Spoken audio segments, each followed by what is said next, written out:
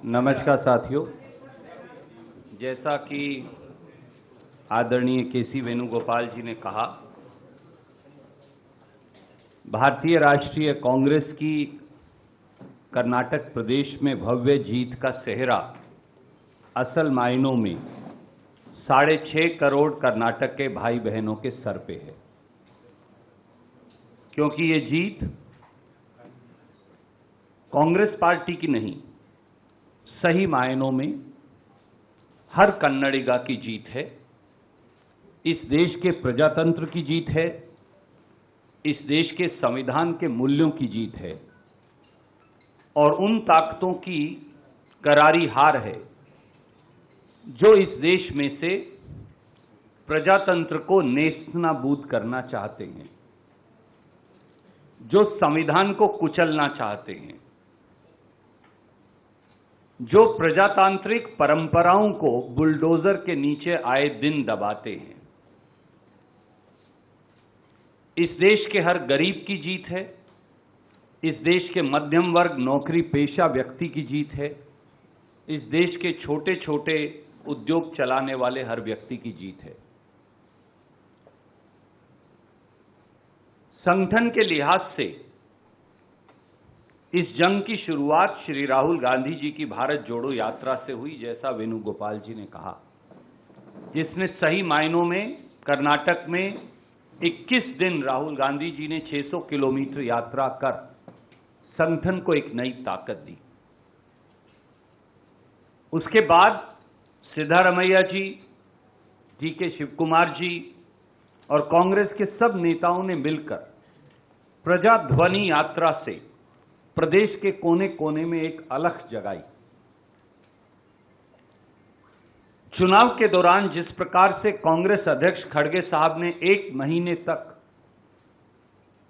न दिन देखा न रात कड़ी मेहनत की और वो 42 से अधिक सभाओं को संबोधित उन्होंने किया, उससे चुनाव को ताकत मिली। श्री राहुल गांधी जी के धुआंधार चुनाव प्रचार, उसने एक बार फिर नई ऊर्जा चुनाव को दी और प्रियंका गांधी जी का लगाव, अपनापन और जबरदस्त प्रचार, उसने भी चुनाव को एक नई ऊर्जा का संचार किया। पूरे देश से कांग्रेस के नेताओं ने, ऑब्जर्वर्स ने, इंचार्जेस ने, मुख्यमंत्रीगण ने, एक एक कांग्रेस के काडर ने इकट्ठे होकर ये लड़ाई लड़कर ये दिखाया कि कांग्रेस संगठित होकर ये लड़ाई लड़ सकती है। सिद्धारमैया जी ने प्रदेश के कोने कोने में जाकर चुनाव प्रचार किया।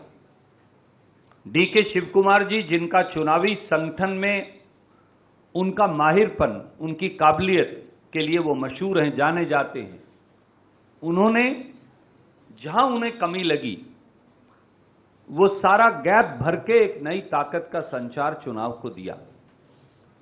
तो ये जीत कांग्रेस के नेतृत्व की सामूहिक जीत है और उसके साथ साथ कर्नाटक के लोगों की जीत है। जैसा वेणुगोपाल जी ने कहा, 13 तारीख की रात को नतीजे आए। 14 तारीख और 15 तारीख देर सुबह तक हमारे तीनों ऑब्जर्वर्स ने मंत्रणा की। 15 की रात को उन्होंने रिपोर्ट सौंपी। 2 दिन चर्चा का दौर चला। मुझे मालूम है बहुत सारे पत्रकार मित्र विचलित रहे, अनेकों सवाल पूछते रहे। उन्होंने ये भी कहा कि आप और जल्दी फैसला क्यों नहीं कर रहे। आप में से अनेक लोगों ने थोड़ा गुस्सा भी किया हमसे, वेणुगोपाल जी से, मुझसे, क्योंकि आपका अधिकार है। मोदी जी से तो कोई गुस्सा कर नहीं सकता, हम पर तो आपका अधिकार है, हम आपके परिवार का हिस्सा है, हम आपको प्यार करते हैं, आप हमें प्यार करते हैं, यही कांग्रेस है। और 2 दिन की मंत्रणा और कंसेंसस के बाद, क्योंकि खड़गे साहब ने कहा साफ तौर से कि वो सोनिया जी से, राहुल जी से, प्रियंका जी से, कांग्रेस के सारे नेतृत्व से चर्चा करेंगे, पुराने नए सब लोगों से चर्चा करेंगे, प्रदेश के लोगों से चर्चा करेंगे, दोनों नेताओं से चर्चा करेंगे। मैं ये फिर दोहराऊंगा, जैसा मेरे आदरणीय महासचिव संगठन ने कहा,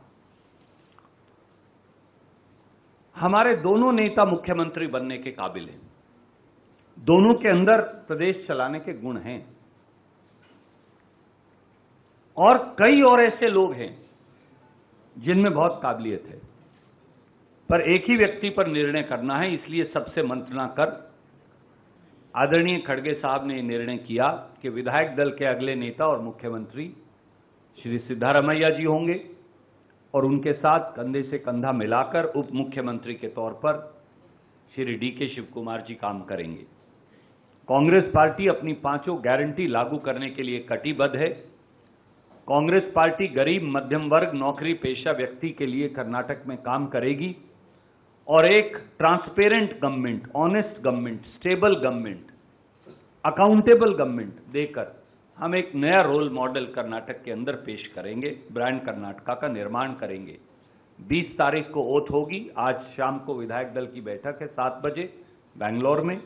20 तारीख को 12:30 बजे मंत्रिमंडल की शपथ होगी।